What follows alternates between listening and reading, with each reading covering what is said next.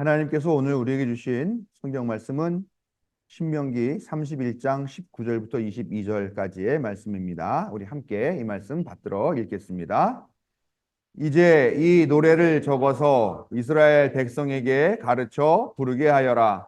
이 노래가 이스라엘 자손에게 내가 무엇을 가르쳤는지를 증언할 것이다. 내가 그들의 조상에게 맹세한 젖과 꿀이 흐르는 땅에 그들을 인도하여 들인 뒤에 그들이 살이 찌도록 배불리 먹으면 눈을 돌려 다른 신들을 섬기며 나를 업신여기고 나와 세운 언약을 깨뜨릴 것이다. 그리하여 그들이 온갖 재앙과 환난을 당하게 될 것이다. 그러나 사람들이 이 노래를 부르는 한 이 노래가 그들을 일깨워주는 증언이 될 것이다. 비록 내가 아직 약속한 땅으로 그들을 인도하기 전이지만 지금 그들이 품고 있는 생각이 무엇인지를 나는 알고 있다. 그날에 모세는 이 노래를 적어 이스라엘 백성에게 가르쳐 주었다. 아멘. 우리의 약함과 무지를 깨우치시고 힘있게 하시며 생명의 길로 인도하시는 항상 오르신 하나님의 사랑과 자비가 오늘 예배하기 위해 하나님 앞에 나온 자녀들에게 함께 하시기를 성어버이 성자 성령의 이름으로 축원합니다. 네, 그동안 우리가 신명기 말씀으로 주일 아침을 맞이하고 또 말씀을 나눴는데요. 이제 찾아보니까 신명기 첫 설교가 2023년 2월 둘째 주였었습니다. 1장 5절부터 8절까지에 있는 말씀으로 꿈을 이루기 위한 전진이라는 그런 제목의 말씀을 전했는데 기억 안 나시죠? 저도 당연히 안 납니다. 네. 말씀을 아마 다 기억하면 우리가 살기가 힘들지 않겠어요? 매 순간마다 그게 기억이 나서 우리가 그렇게 살면 좋겠지만 매 순간마다 우리가 잘 살고 있는가 잘못 살고 있는가 이런 고민들을 하게 된다면 참 삶이 어떻게 보면 어, 좀 네, 생각하고 싶지 않습니다.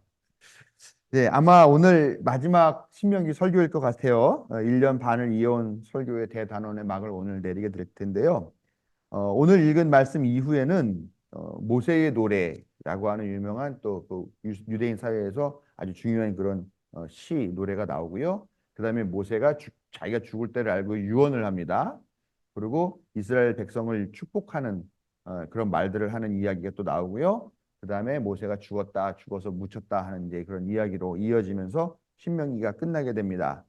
이후의 말씀들은 모세의 죽음이라고 하는 그 장치를 통해서 다시 한번 신명기가 이 30여 장에 이르는 중요한 율법 내용들을 담고 있는 것들을 다시 한번 강조하는 그런 문법적인 역할을 하는 그런 구절이라고 볼 수가 있습니다. 네, 재밌는 것은요. 창세기부터 신명기까지가 보통 뭐라 그러냐? 창세기, 출애굽기, 레위기, 민수기, 신명기 이렇게 5개의 성경을 모세오경이라고 그렇게 이야기를 하죠. 그런데 제가 지금 말씀드렸다시피 요 신명기 오늘 읽은 말씀 그 뒤를 가보면 무슨 내용이 나온다? 모세가 유언하고 모세가 죽는 장면이 나와요. 그럼 모세가 썼다는데 어떻게 자기가 죽은 걸 쓸 수 있겠느냐? 그래서 그런 이야기도 있지만 이거는 사실은 모세라는 사람이 실제로 쓴 것은 아니다라고 봐서 요즘은 모세오경이라고 하지 않고 그냥 오경이라고 합니다. 어, 그리고 이 창세기, 출애굽기, 레위기, 민수기, 신명기 이 오경을 유대인들은 특별히 토라라고 합니다. 토라는 율법이라고 하는 뜻이에요. 율법이란 그래서 율법서라고 부르고 있는데요. 바로 이 수천 년 전의 율법의 시대가 모세에 의해서 열렸고 이제 모세가 그 시대를 닫는 건 아니죠. 모세는 죽었지만 그 율법의 시대는 계속 이어지게 되는 것을 보게 됩니다. 어, 벌써 수천 년 전이니까 최소한 뭐 한 2,500년 전에서 3,000년 전에 받은 율법이라고 3,000년 정도 된다는 율법이라고 생각할 수 있는데 이 율법이 여전히 지금도 살아서 유대인들 사회를 지배하는 근거가 되고 있죠.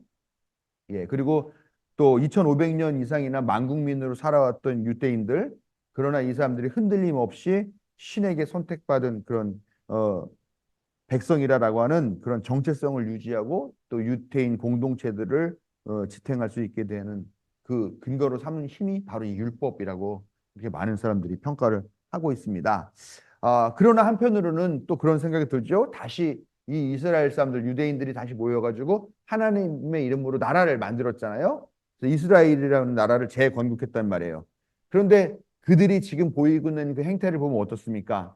여전히 자기네들이 독립적이고 독점적인 선택을 받고 배타적인 선택을 받은 그런 백성이다라고 하는 어, 그런 선민이라는 미명하에 정작 인류 모두를 향하신 하나님의 무한하신 사랑 이런 것들은 다 내다 쓰레기통에다 처박아 놓고서 지금 어떻습니까?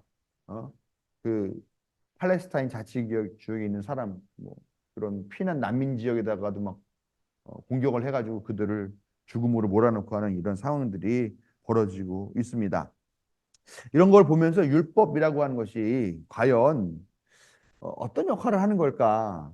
인간 본성이 원래 악하기 때문에 그런 악한 인간들을 통제하기 위한 폭력적인 도구가 율법일까? 아니면 하나님의 형상 따라 지음 받은 우리 자녀들이 오히려 더 적극적으로 사랑하고 섬기면서 살아갈 수 있도록 돕는 역할, 은혜의 도구로 쓰이는 역할을 하는 게 이 율법일까? 이런 고민들을 관점들을 갖게 된다라는 것이죠. 바로 이 지점에서 나는 진짜 하나님의 백성과 가짜 하나님의 백성, 또 양과 염소로 나뉘어지지 않느냐라고 그렇게 생각을 합니다. 긴 시간 동안 우리가 율법서인 신명기를 통해서 은혜와 교훈을 받았는데요. 오늘 우리에게 주시는 이 율법의 의미가 무엇일까? 다시 한번 되새기는 그런 시간이 되기를 바랍니다. 오늘 우리가 읽은 말씀 단락에서 세번역 성서는 주님께서 모세에게 하신 마지막 지시라고 하는 그런 소 제목을 달고 있어요.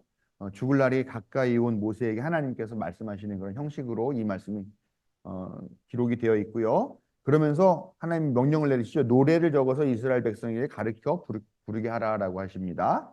이 노래는 32장 41절부터 43절까지 쭉 이어지는 긴 내용인데요. 그 내용은 뭐라고 하냐? 하나님은 자비로우시고 의로우신 분이시다. 그러나 이 어리석은 백성들은 우상 숭배로 하나님을 배신했다.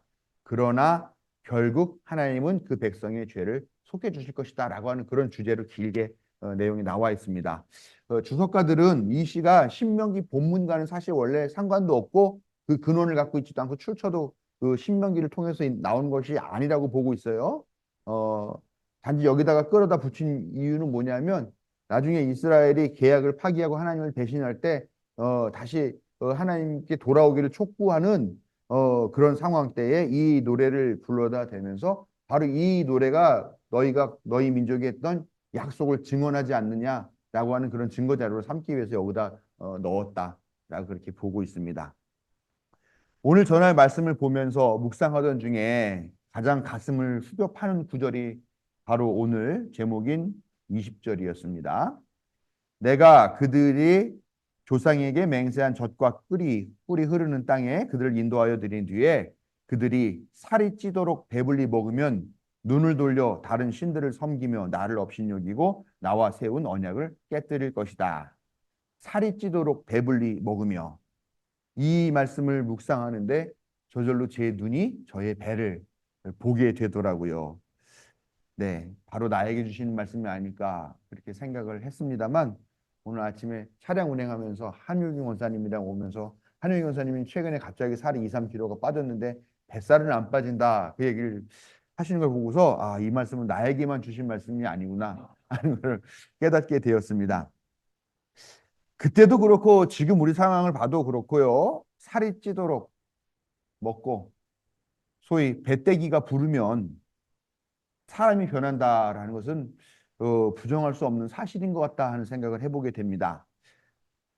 우리도 종종 그런 말을 하죠. 네가 배가 불렀구나.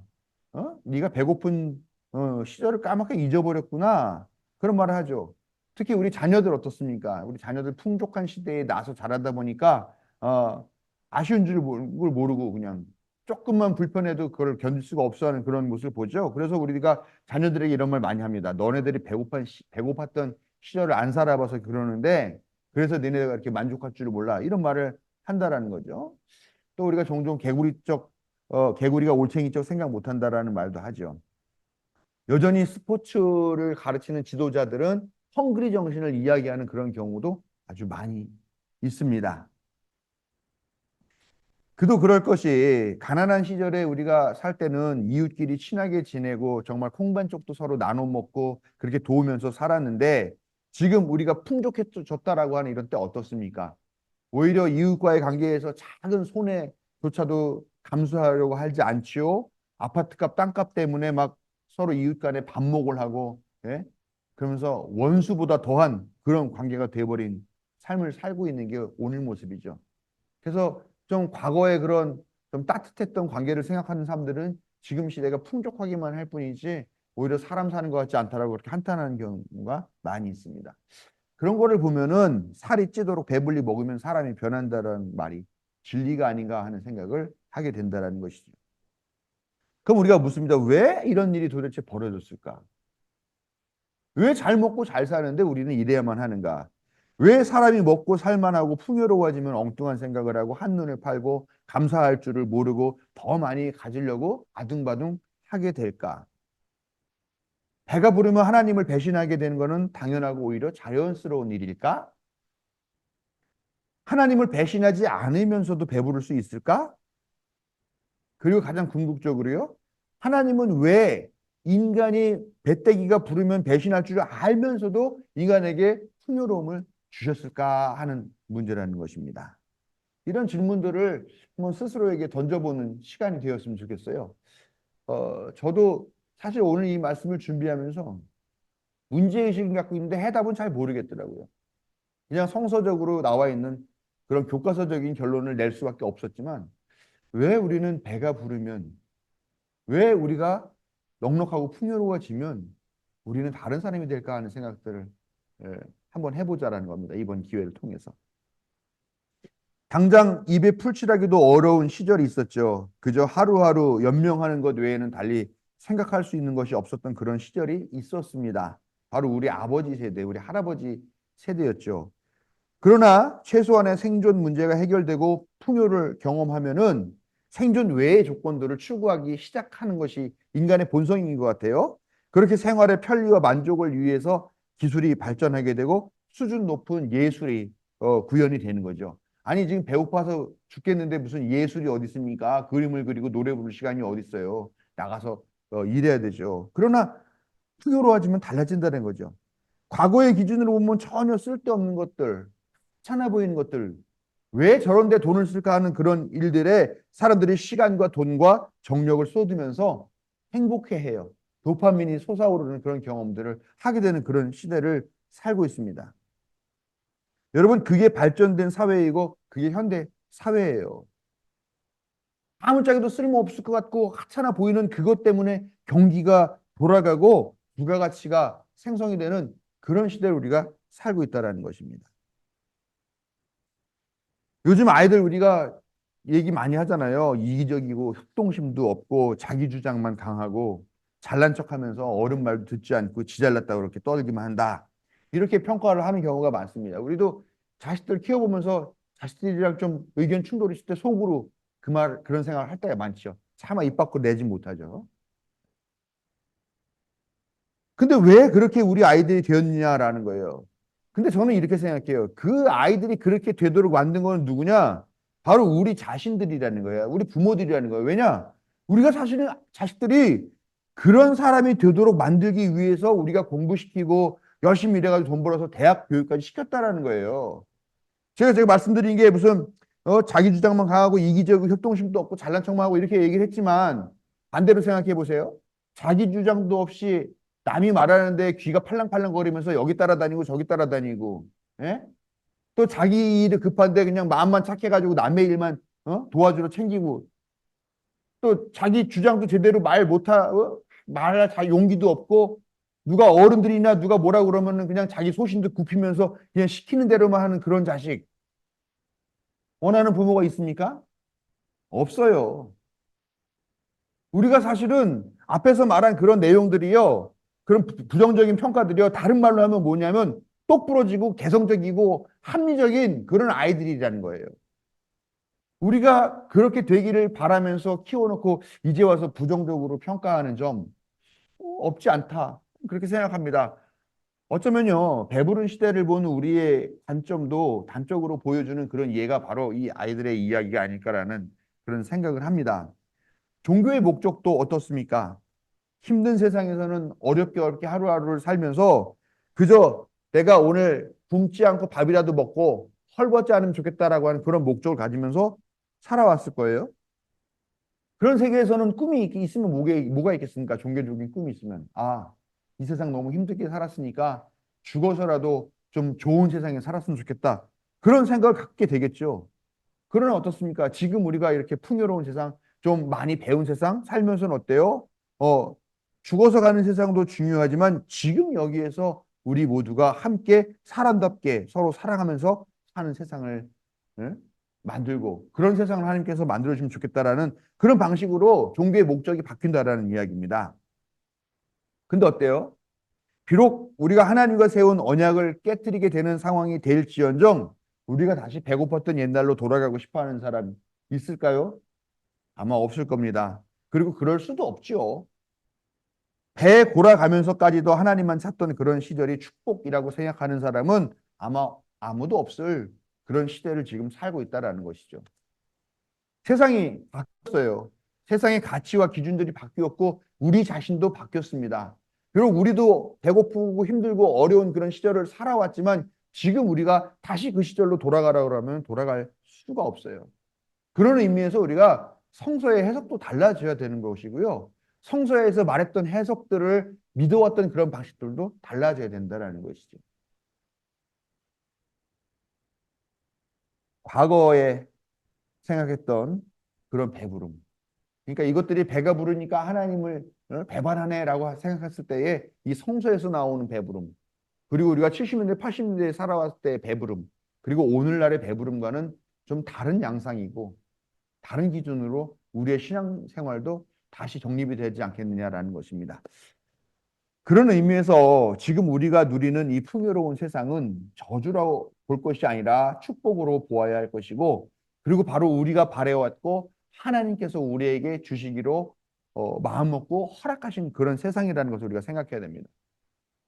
하나님이 아브라함에게 약속하시죠. 네가 지금은 집도 절도 없고 땅도 없고 집 떠나온 그런 한 가족이겠지만 내가 너에게 약속한다. 내가 너에게 하늘의 별과 어, 바다의 모래처럼 많은 너의 자손들을 주겠다 약속을 하시죠. 근데 그 약속이라는 게 어떻습니까? 니네가 찢어지게 가난하겠지만 그래 자식 새끼들은 아주 그냥 하늘의 별과 같이 많을 것이다. 그런 약속이 아니잖아요. 그게 좋은 약속입니까? 그거는 어떻게 보면 지옥이죠. 인구지옥. 예? 먹고 살 것 없는데 그냥 막 인구만 바글바글한 그건 아니라는 거죠.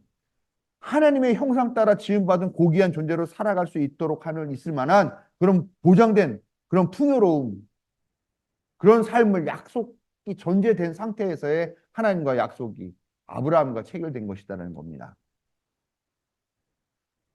오늘 읽은 이 말씀은요, 이스라엘 백성이 가나안 정복 전쟁을 앞두고 있을 때에 주신 말씀이다라고 그렇게 전제가 되어 있습니다. 오늘도 말씀 보면은 너네가 아직 그 땅에 들어간 것은 아니지만 이렇게 전제를 달고 있어요. 근데 정말로 이 말씀이 그때 광야에서 한 40여 년을 보내고 난 다음에 그 가나안 땅을 정복 전쟁을 시작하려고 하는 바로 그 지점 때 쓰여진 말일까라고 생각하면은 그렇지 않다라는 것이죠.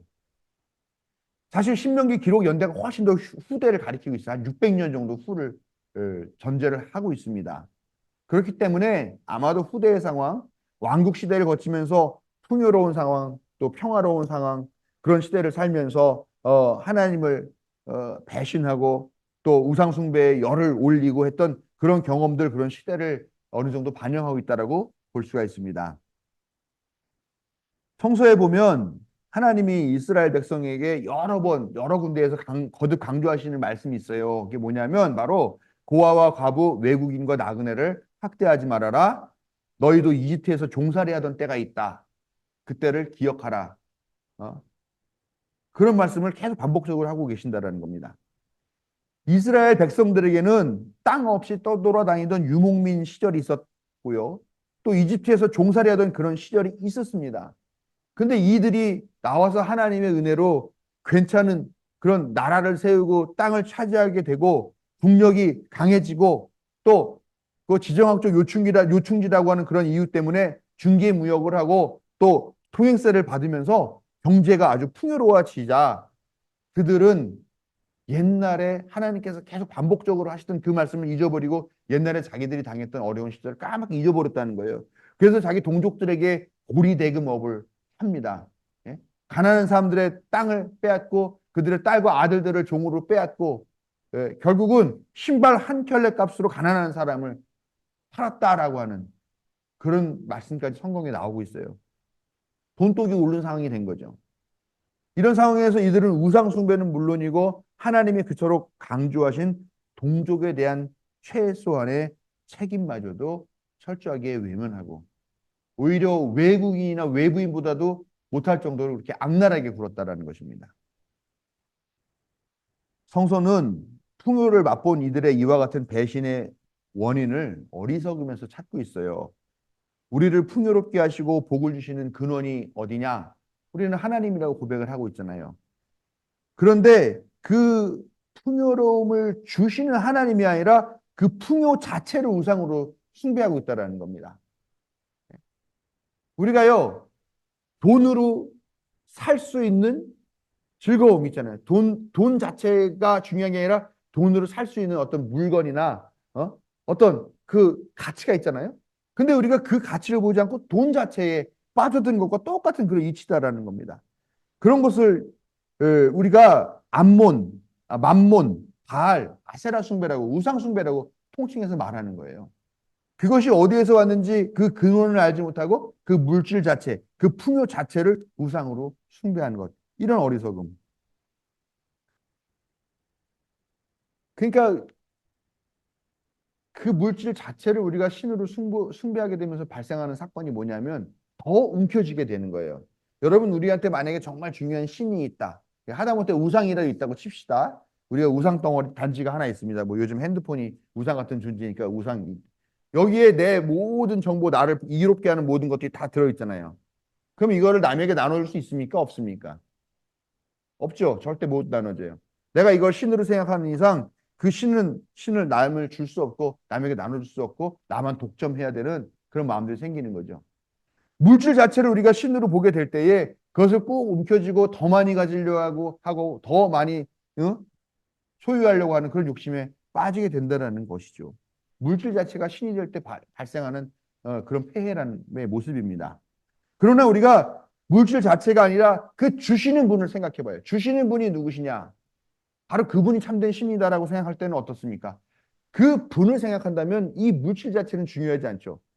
어제도 주셨고 오늘도 주셨고 내일도 주실 거야라고 하는 믿음이 생기기 때문에 기꺼이 나이가 가진 것을 나누어 줄 수 있고 베풀 수 있고 이것을 귀한 일에 기꺼이 내놓고 사용할 수 있게 되는 그런 상황이 된다는 것이죠. 이게 바로 중요한 차이예요. 우리가 우리에게 풍요를 주시는 그 근원적인 하나님을 우리의 신으로 모시느냐 아니면 물질 자체를 우리의 신으로 모시느냐 여기에서 갈라지게 된다는 것입니다. 삶의 태도와 삶의 모습이 완전히 180도 달라진다는 것이죠.